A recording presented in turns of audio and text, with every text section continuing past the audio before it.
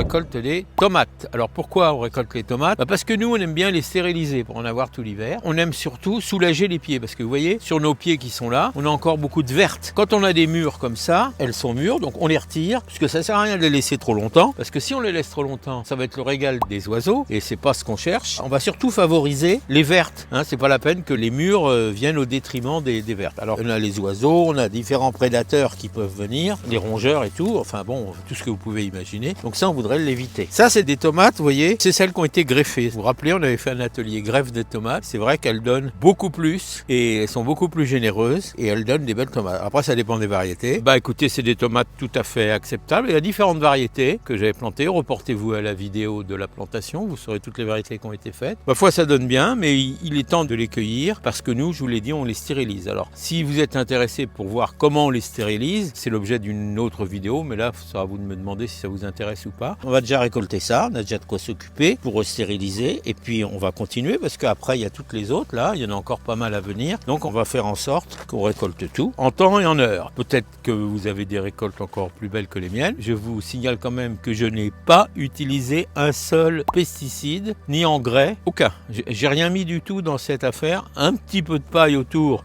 parce que l'été a été sec quand même.